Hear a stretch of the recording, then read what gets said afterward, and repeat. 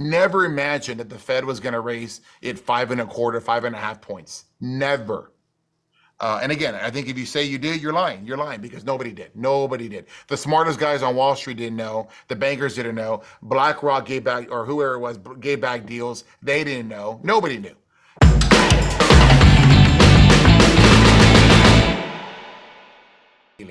I think I'm here today because in the club that I was in, they didn't allow that. They made you quit your day job and you work this. And I believe that that's actually the way to do it. I think you should go. I quit. If you're willing to take people's money, then you can walk away from that $150 you were making and you can work this. And that's why I went from 150 down to 36,000. But it was only temporary until you buy a deal a year later, until you turn over. But you got to make that first deal count. So I think all those things there allow me to understand. And when you understand something, you can make better decisions. You can't, no third-party management company is going to bullshit me and tell me this is why, because I've already run it. When I go and look and you have no skins on the wall and I have skins on my wall, there's a problem there.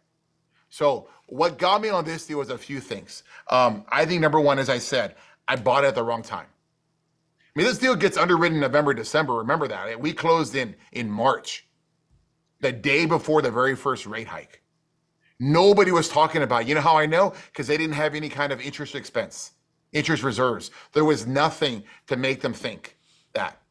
We had a rate cap, but when I'm getting it, I didn't, whatever. That was only the second time I'd ever purchased a rate cap. I had never been required in any other deal. So it was a concept to a lot of syndicators, I think, to a lot of operators, they were very unfamiliar with. And yeah, we had a rate cap, whatever. It wasn't very expensive. You know, and I'm like, what? I don't remember what it was anymore right now, top of my head. I know what it is now to buy. It would be like 1.4 million. But at the time, I mean, I remember I bought a deal in August, the year before, and that rate cap was $40,000. And I just thought when I bought it in August, hey, it's just a nuisance cost. These guys, whatever, just another line item on the title sheet, you know, on the closing statement. Didn't put into any idea. Never imagined that the Fed was going to raise it 5.25, 5.5 points. Never. And again, I think if you say you did, you're lying. You're lying because nobody did. Nobody did. The smartest guys on Wall Street didn't know. The bankers didn't know. BlackRock gave back, or whoever it was, gave back deals. They didn't know. Nobody knew. You know, so what got me on that deal was that number one. At the same time, my insurance was $700 a door. And when I renewed a year later, it was $1,600 a door. Understand this, at the same time, when rates go up, so does the cap rate. So whatever you did was valued at the beginning of the year, you can add 2 points to that cap rate. It's no longer valued that. Anything that was $60 million in January of 22 is today $45 to $40 million if you've done nothing because the cap rate's moved against you. It's a massive, massive swing. So I think that was the biggest pieces. I think we encountered an Airbnb issue. I have a sister property that we bought, which is not too far away, had done extremely well. We had bought the one I bought in August. Immediately made improvements. It was another rock star success story. Cash flowing after the second quarter, you know, boom, boom, boom. Actually, first quarter, boom, boom, boom. Big money. I'm like, okay, good. Another property opportunity comes in, a couple streets over. I'm gonna hit it. Let's go get this one. I think we all were aggressive in our underwriting, not knowing what was gonna happen. The bank, me as well. We're near the stadium where the Texans play, NRG. And as you imagine, there's a lot of events that go on at that stadium, from the Houston Rodeo to whatever, you know, symposium of anything. So it was a heavy area for Airbnb. I'd run Airbnb in the past, never had an issue. We have properties that are by the airport. We have Airbnbs. We do it ourselves. We used to do it ourselves, right? And manage it because we're pilots and whoever else, you know, we're renting them. Here, what I learned with Airbnb is whoever you rent it to is not the person that's going to occupy it.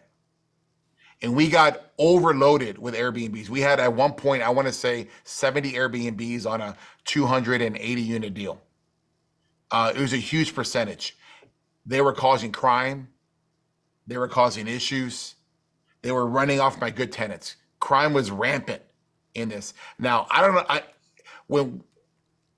I don't know the people that I had with me that were, and this is my lesson, is that I'll never make this mistake again. I'd always done the unit walk. But because I had people that I had brought on, like, oh no, we'll do it. You keep working at the office, we'll take care of it. I've done hundreds of these. I know how to do this. Like, okay. Not a one of them saw the Airbnbs. I think I know that then I would not have known what it was going to happen, but I would have seen Airbnb key signals. I would have seen the little realtor locks on the door. I would have seen the little books that they have there when you walk in. You know, I would have noticed that the pantry had a lock on it, right, where they keep their supplies. Airbnbs are terrible for our industry. I fucking hate Airbnbs. Because you don't know who they're allowing into your property. You don't know. If you go to Airbnb right now on that property, you'll find, well, not anymore because I cleaned it, but there was prostitution. There was all kinds of craziness that were going on there. They don't care. I used to live in an A-class building, and they had like 10 of them a while ago, and it was terrible. Like everybody hated the Airbnbs. They would noise complaints, crime. Yes. Because they don't care. They don't care. They're not, there's nothing liable to them, to the people that are renting them out. So you have to give lease violations to the leaseholder. You have to fine them, and you have to eventually have to kick them out, but you don't know because you're seeing that revenue come in. Yeah. See, you had the Airbnbs. So that was an issue. Obviously, it was Jack. That was the first issue. That drove down occupancy and bled us sooner than what we should have been bled. And you had to get rid of those guys. You probably started doing that, and then you had to build it back up. Like you said, they're battleships. Yes. Then you have the insurance comes in. Remember, when you have $700 a door, that's what you're escrowing. You're not escrowing $1,600. So you have to write a check to the insurance company for that difference. Then your escrows are going to skyrocket. Where do your escrows come from? Your cash flow. So at what point, Rob, were you like, you know what, this isn't worth doing another cash call, or doing a cash call or anything like that? This is good money after bad. Let's let me write into that story. So again, I'd never seen this. I'd never been in a situation where I was having a money crunch on any deal. So I'm having to understand, okay, I'm going to understand what's going on. I had to dissect it. Then I realized, man, I'm not going to be able to get out of this without help from the lender. So I got a hold of our mortgage broker recommended somebody, a workout specialist.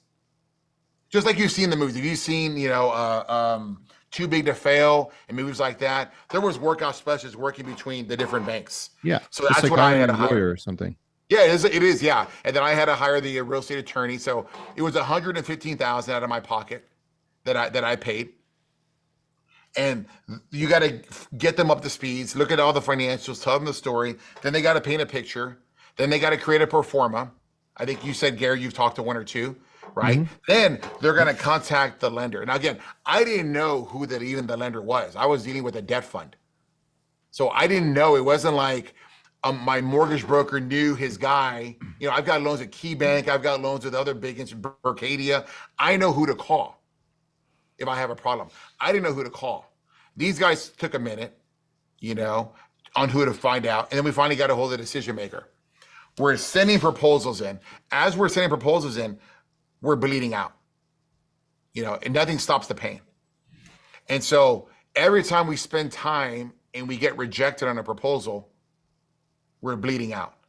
And I say, you know what? I immediately increased communication with my investors. And I said to them, we're in trouble. Here's my plan. I'm going to hire a workout specialist. I thought it would go 30 days.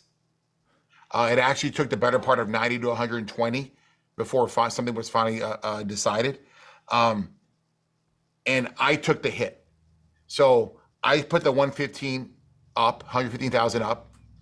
As we're losing money, we're running short on our balance on the mortgage payment. The lender was very clear. If you were behind, I'm not going to work with you. Okay. Wrote my first check. Coming on the proposal, we're asking for a reduction in rate. I need short-term help. I need monthly cash flow help. I needed short-term rate help. He said no. Another proposal, we asked for a deferral to the back end. He said no. We asked for a DPO, which is a reduction of the balance. He said no. Now, I didn't have any COVID problems. I was fine. We had a year's worth of reserves. So I never had to go to my lender for help. I know during COVID, people went to their lender and they got deferrals, deferring the interest later on, getting some help. My guy didn't want to help with me whatsoever. And I went to 2 rounds of this. I had to cut into my pocket 2 different times for the mortgage payment.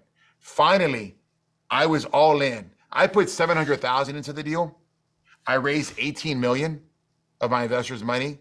I put in another $858,000 of my own money, more than my original investment, to keep the deal running. In the end, the lender retraded me twice. The first time, we had agreed that I would send him the rate cap.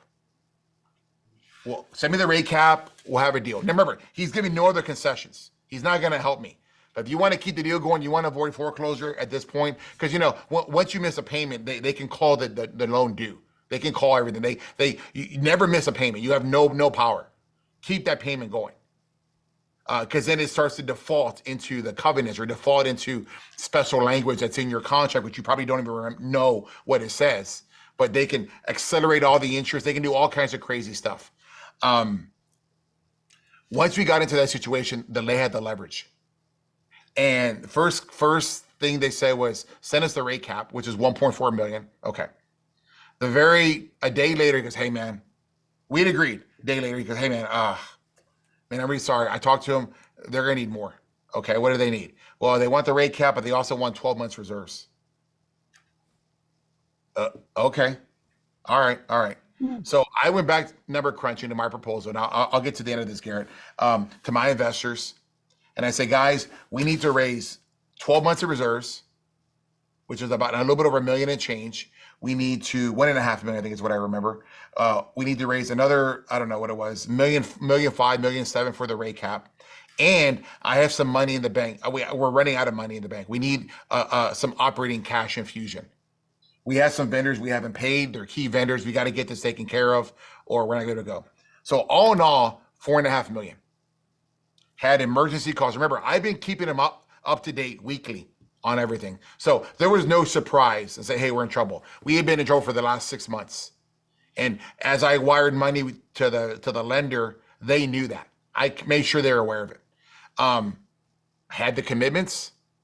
I had 3/4 of the money in my bank. The lender goes on a holiday. He's supposed to reach out to me. Doesn't reach out. Finally comes in 3 days later, reaches out to me. Go, hey man, glad you're back. Hope you had a great holiday. Where are we on the proposal? Yeah, about that. Okay. He goes, I've talked to everybody. We're good with the rate cap that you're going to send to us. We're good. Remember, the rate cap wasn't due for another 6 months. We're good with that. We're good with we agree with the 12-month interest number that you want to give, which actually was lower than what it actually was. I got him to agree to a lower number so I can keep more money in my account. And we're agreeing on it. But we want you to go back to third-party management. I'm like, what? I go, do you not realize they're part of the problem? Yeah. He goes, well, when you took back management, you didn't have our approval to take back management. I know, but I already had your approval because I'm the manager. My management company took this deal originally. Yeah, you left us in a pickle. We actually have to go back with the management company that you were using. I'm like, I'm not going to do that. I go, you can go back to your committee right now. I've got my money raised, but there is no way I'm going to put it back to work knowing that I cannot function with my business model that I put forth.